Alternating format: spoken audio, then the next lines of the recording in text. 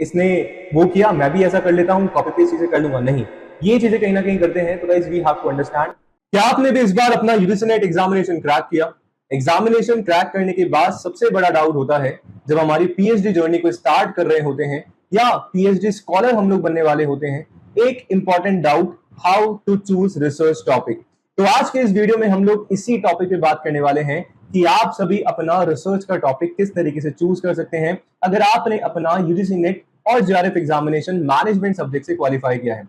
साथ में वीडियो के लास्ट में आप सभी को बताने वाला हूं कि टॉप 10 ट्रेंडिंग टॉपिक्स, यानी कि जिनसे आप अपना रिसर्च जो है स्टार्ट कर सकते हैं 2025 की रिक्वायरमेंट लेके, साथ में आगे आने वाले 10 सालों की रिक्वायरमेंट को पूरा करते हुए। तो वीडियो को एंड तक जरूर देखिएगा। पर यस, उससे पहले बोलना चाहूंगा, अगर चैनल पे फर्स्ट टाइम विजिट किया है और मुझे पहली बार देख रहे हैं, तो मेरा नाम है योगेश और आप सभी के लिए management paper 2 UGC NET examination के लिए मैं आप सभी को केटर करता हूं, जहां पे मैनेजमेंट को हम लोग मैनेज करते हुए चल रहे हैं। तो लाइक, सब्सक्राइब, शेयर जरूर करिएगा।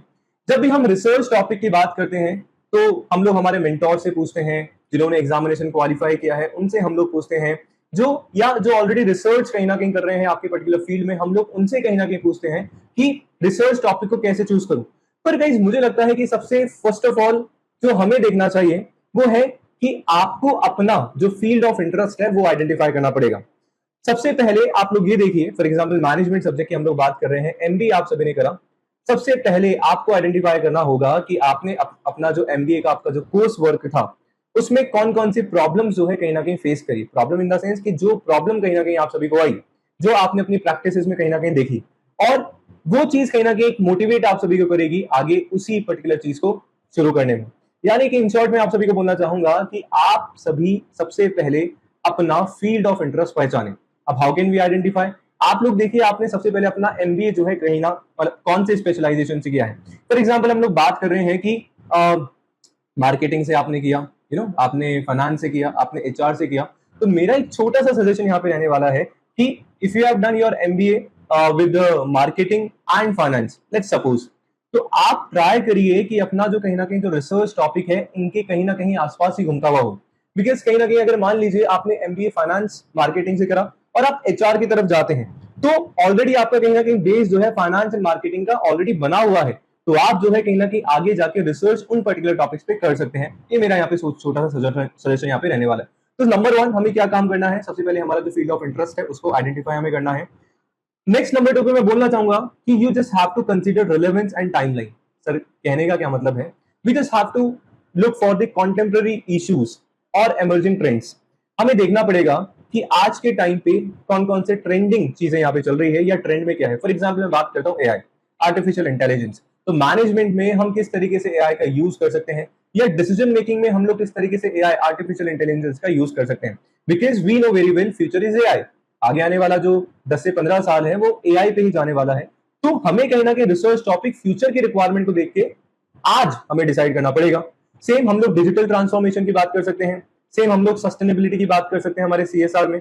तो किस तरीके से कहीं ना कहीं आप जो है आगे आने वाले 10-15 साल के बारे में सोच पाओगे, वो आपको आज डिसाइड करना है। तो थोड़ा सा कहीं ना कहीं जो है रेलेवेंट चीजें हो, है ना, कहीं ना कहीं जो है टाइमलाइन के कहीं ना कहीं आसपास हो, तो वो आपको जो है चीजें देखने को समझनी है।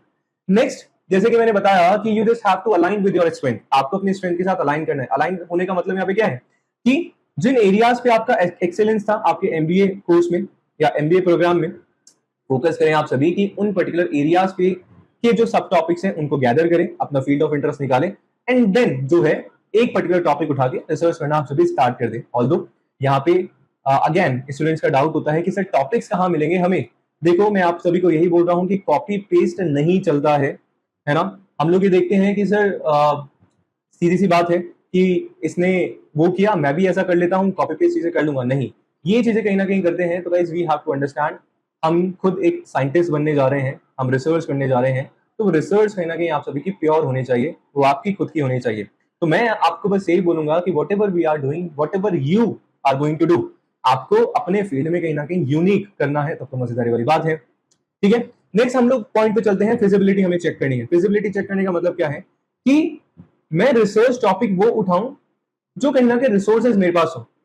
ऐसा नहीं है कि मैंने उस पर्टिकुलर टॉपिक को उठा लिया जिसके रिसोर्सेज मेरे को नहीं मिल रहे हैं, है ना, टाइम फ्रेम जो है कहीं ना कहीं मेरे को नहीं मिल रहा है, यानी कि डेटा मेरे को मिल ही नहीं रहा, मैं क्या रिसर्च इस पे करूंगा। तो यानी कि रिसर्च टॉपिक आपके पास ऐसा होना चाहिए जिसपे सफिशिएंट डेटा कहीं ना कहीं आपके पास हो और उन पर्टिकुलर चीज पे कहीं ना कहीं आप जो है अगेन अपना रिसर्च जो है स्टार्ट कर सके। तो यानी कि फिजिबिलिटी आपको चेक करना है जब आप अपना जो है रिसर्च टॉपिक चूज कर रहे हैं। नेक्स्ट हमारा होता है we just have to find out the gaps in literature. क्या मतलब है? उठाइए एकेडमिक पेपर्स या industry papers, industry reports, check करिए कि कौन से क्वेश्चन जो है पूछे गए हैं और जिनका जो है आंसर उन रिपोर्ट्स में, इंडस्ट्री रिपोर्ट्स में या एकेडमिक पेपर में नहीं करा गया है। यानी कि ये जो गैप्स कहीं ना कहीं है वो ही एक इंस्पिरेशन आप सभी को देने वाले हैं, वो ही बताने वाले हैं आप सभी को कि आप यहाँ से जो है अपना रिसर्च स्टार्ट कर सके हैं। तो यानी कि देखो गाइस, ऐसा नहीं है कि इट्स नॉट लाइक अ हलवा जो केवल बना के जो है हम लोग खा लेंगे, नहीं। आपको बहुत सारा जो है लिटरेचर रिव्यू करना पड़ेगा, आपको पेपर रिव्यू, एकेडमिक पेपर और ये जो इंडस्ट्रियल रिपोर्ट्स हैं, ठीक है, ये आपको कहीं ना कहीं पढ़ना पड़ेगा, तब जाके चीजें आपकी समझ में आएंगी कि जो उनमें कमी है वो कहीं ना कहीं मेरे को आज के टाइम पे पूरा करना है, तब तो अच्छी वाली बात यहाँ पे हो जाएगी। बट वही अगर कॉपी पेस्ट चलेगा तो सर मजे वाली बात यहाँ पे नहीं होने वाली है। अगेन मैं आपको यहाँ पे बोलूंगा कि टॉपिक्स भी वो उठाएंगे जहां पे, जिन टॉपिक्स पे कहीं ना कहीं आपका जो डेटा है वो फिजिबिलिटी से मिल जाए, इनफ डेटा आपको मिल जाए रिसर्च अपना करने के लिए, ठीक है। देन जो भी, जैसे फॉर एग्जांपल अगर आप लोग मेरे से कुछ कंसर्न करना चाहते हैं या कुछ पूछना चाहते हैं तो यस, आप लोग बिल्कुल कमेंट सेक्शन में, ओपन है कमेंट सेक्शन, जो भी अपने डाउट्स है लिख सकते हैं। But if you have a professor, आपके अपने जो टीचर्स हैं, प्रोफेसर्स हैं, या जो ऑलरेडी आपके पर्टिकुलर सब्जेक्ट में जो है रिसर्च कर रहा है, तो आप लोग जो है एक बार रिसर्च टॉपिक जो है उनसे कहीं ना कहीं डिस्कस कर सकते हैं इफ यू हैव डाउट, अगर आपको कहीं ना कहीं कुछ डाउट होता है तो। नेक्स्ट एक इंपॉर्टेंट चीज हमारे पास जो हमें ध्यान में रखनी है, विच इज आपका जो टॉपिक है ना, वो ना तो बहुत ज्यादा नैरो होना चाहिए, ना बहुत ज्यादा ब्रॉड होना चाहिए। ब्रॉड एंड नैरो का मतलब यहाँ पे क्या होता है कि नैरो टॉपिक अगर आपका होगा तो अगेन रिसर्च मटेरियल आपको नहीं मिलने वाला है, और अगर ब्रॉड टॉपिक आपने ले लिया तो वहां पे जो है बहुत सारी चीजें आपके पास हो जाएंगी। तो यानी कि दोनों में कहीं ना कहीं बैलेंस जो है आप सभी को रखना पड़ेगा जब आप अपना रिसर्च टॉपिक जो है चूज कर रहे हैं।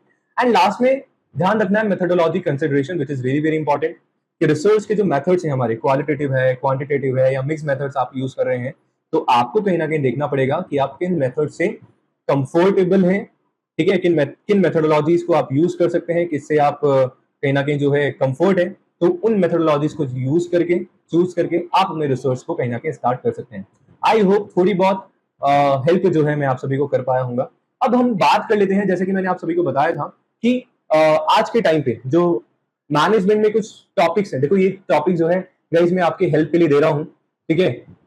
इन सिमिलर टॉपिक से कहीं ना कहीं हम लोग चीजों को स्टार्ट कर सकते हैं, आप इनके बारे में थोड़ा सा रिसर्च कर सकते हैं अगेन, है ना, अपने आप से।